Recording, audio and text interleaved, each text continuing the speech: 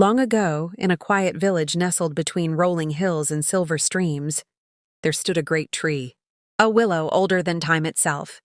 Its branches danced with the wind, and at night, the leaves shimmered like emerald stars.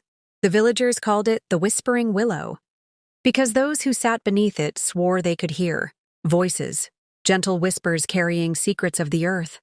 But no one dared to listen for long, for the whispers carried warnings too. In this village lived a girl named Alina. She was not like the others.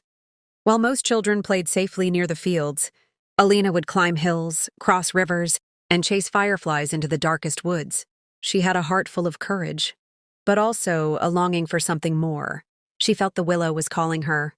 One moonlit night, unable to resist, Alina tiptoed to the great tree. She placed her hand on its trunk, and the willow whispered her name. "Alina, the village is in danger." The tree told her of a shadow rising from the mountains, a creature of smoke and fire, who sought to drain the river, darken the skies, and turn the green fields into dust.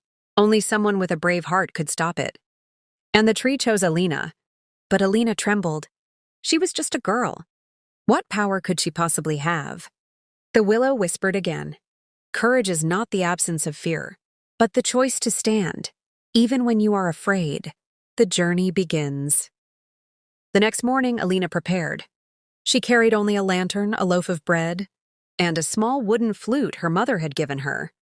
With the willow's blessing, she set off toward the dark mountains. The path was long. She crossed thorny woods where shadows crept between the trees. She climbed rocky cliffs, her hands trembling, but her heart steady. She faced storms where lightning split the sky and rain drenched her clothes. At every step, she wanted to turn back, but the whisper of the willow echoed in her mind. "Be brave, little one, be brave." At last, she reached the mountain cave. Inside, the creature waited. A beast made of smoke, its eyes burning like coals. It roared, shaking the earth, sending fear through Alina's bones. Her lantern flickered. Her flute trembled in her hand. "You cannot defeat me," the monster hissed. "You are only a child." Alina's knees shook, but she remembered the willow's words. She lifted her flute and began to play. The melody was soft, trembling at first, but then stronger, brighter, braver.